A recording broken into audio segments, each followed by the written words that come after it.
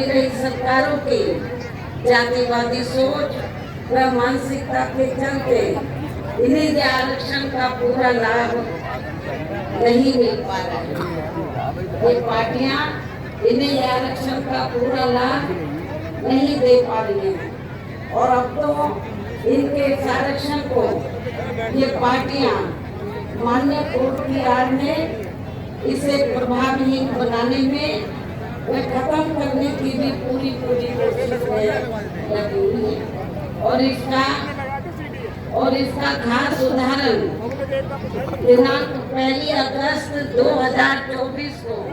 माननीय supreme court का दिया गया निर्णय फैसला है, जिसमें माननीय सुप्रीम कोर्ट ने SC व ST के आरक्षण में वर्गीकरण व क्रीमी लेयर आदि को लागू करने की बात कही और यदि इन वर्गों के आरक्षण के मामले में केंद्र की वर्तमान भाजपा सरकार की भी नीति में नियत साफ होती तो फिर ये सरकार जो वर्तमान केंद्र की भाजपा सरकार है तो फिर ये सरकार माननीय सुप्रीम कोर्ट के आरक्षण को लेकर आए इस निर्णय को बिना कोई देरी किए हुए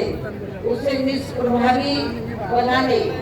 व पूर्व की स्थिति में लाने के लिए संसद का विशेष सत्र बुलाकर फिर संवैधानिक संशोधन विधेयक जरूर लाता। यदि वर्तमान केंद्र की भाजपा की सरकार की नीयत साफ होती आरक्षण के मामले में माननीय सुप्रीम कोर्ट ने जो निर्णय दिया है तो वो उस निर्णय से आपका जो आरक्षण है आगे चलकर अब ये ना के बराबर रह जाएगा और आपको कोई ज्यादा लाभ मिलने वाला नहीं है। तो जो अभी तक आपको ये सुविधा मिल रही थी तो उस स्थिति में लाने के लिए तो फिर सुप्रीम कोर्ट का निर्णय है तो इसको कौन बदल सकता है? इसको सेंट्रल की सरकार बदल सकती है। वर्तमान में केंद्र की सरकार भारतीय जनता पार्टी, हमने भारतीय जनता पार्टी की सरकार को ये कहा कि यदि आपकी दलितों, आदिवासियों और अन्य पिछड़े वर्गों के मामले में खासकर SC ST के आरक्षण के मामले में यदि नीति आपकी स्पष्ट है, सोच सही है तो फिर आपको तो माननीय सुप्रीम कोर्ट ने 1 अगस्त 2024 को जो निर्णय दिया है इससे SC ST का आरक्षण निष्प्रभावी हो गया है और ये फिर खत्म हो जाएगा तो फिर इसको प्रभावी बनाने के लिए और पूर्व की स्थिति में लाने के लिए फिर केंद्र सरकार की जिम्मेवारी बनती है कि वो पार्लियामेंट का विशेष सत्र बुलाए और विशेष सत्र बुलाकर उसमें संवैधानिक संशोधन विधेयक लाए। उसमें फिर हम देखते हैं कांग्रेस और पूरा विपक्ष तो वो आपको सपोर्ट करता नहीं करता है, जिन्होंने संविधान बचाने और आरक्षण को बचाने के नाम पर पूरे देश में दलितों, शोषितों को, पिछड़ों को गुमराह करके इनका वोट तो ले लिया, लेकिन जब माननीय सुप्रीम कोर्ट ने जजमेंट दिया तो जजमेंट के बाद इनको शांत हो गया है। ये सारी विपक्ष की पार्टियां कांग्रेस और इनका इंडिया गठबंधन सब कुछ है जो बोलने के लिए तैयार नहीं। लेकिन हमारे लोगों ने भी बहुत बड़ी गलती की, उनके बहकावे में आ गए। संविधान बचाने के नाम पर, आरक्षण बचाने के नाम पर उनके बहकावे में आकर अपनी पार्टी BSP को भी किनारे कर दिया और इंडिया गठबंधन को वोट दे दिया लोकसभा चुनाव में। लेकिन अब क्या हो रहा है? चुनाव खत्म होने के बाद इंडिया गठबंधन को फायदा तो हो गया गुमराह करके आप लोगों को, लेकिन जब 1 अगस्त को निर्णय आया आरक्षण को लेकर कि जो शेड्यूल कास्ट के लोग हैं, ट्राइब कम्युनिटीज के लोग हैं, दलित जो लोग हैं आदिवासी लोग हैं, तो अब इनको जो पहले से आरक्षण मिल रहा था, जो इनका कोटा मुकर्रर था, जो पहले से आरक्षण मिल रहा था, वो ना मिल के अब इनका वर्गीकरण किया जाएगा। जिनको जरूरत है उनको दिया जाएगा और शुरू कास्ट में जो जातियां मजबूत होगी उनको किनारे कर दिया जाएगा। ये जजमेंट, लेकिन ये आप लोगों को मालूम होना चाहिए कि जिन शुरू कास्ट में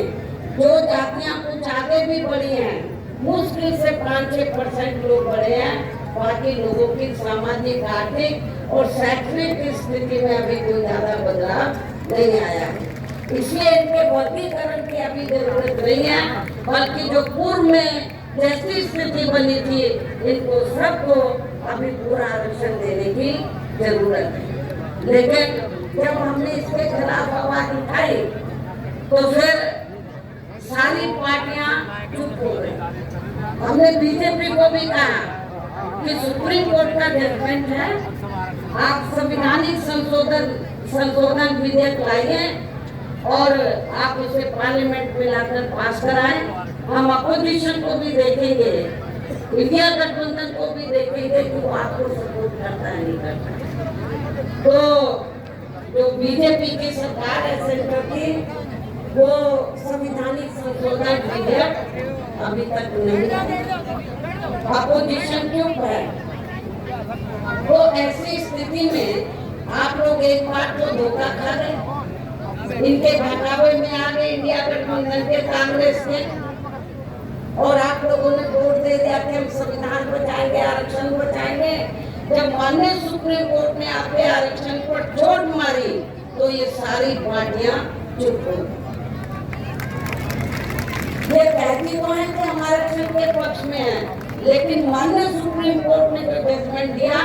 उसको लेकर ये कुछ भी बोलने के लिए तैयार नहीं। इतना ही नहीं, बल्कि इसके लिए कांग्रेस व इनके इंडी गठबंधन ने अभी तक भी केंद्र सरकार पर कोई दबाव नहीं बनाया, और ऐसा करना तो बहुत दूर की बात नहीं, बल्कि इन्होंने माननीय सुप्रीम कोर्ट के इस निर्णय पर अभी तक कुछ भी खुलकर नहीं बोला है। और इस मामले में केंद्र की भाजपा सरकार व अधिकांश सभी विरोधी पार्टियां अभी तक भी चुप्पी साधे हुए। यहाँ मैं ये भी बता देना चाहती हूँ कि माननीय सुप्रीम कोर्ट ने SC/ST आरक्षण में वर्गीकरण करने और क्रीमी लेयर को भी लागू करने का ये कार्य अब राज्य सरकारों के ऊपर ही छोड़ दिया। अब ये राज्य सरकारों के ऊपर ही छोड़ दिया है, जो अब अपने हिसाब से इसका पूरा राजनीतिक फायदा भी उठाएंगे। साथ ही इसकी आड़ में इन वर्गों को बांटकर इन्हें आपस में ही लड़ाएंगे। अर्थात अब ये पार्टियां फूट डालों वे राज करो की नीति का भरपूर फायदा उठाएंगी इस जजमेंट की आड़ में। जबकि संविधान के मुताबिक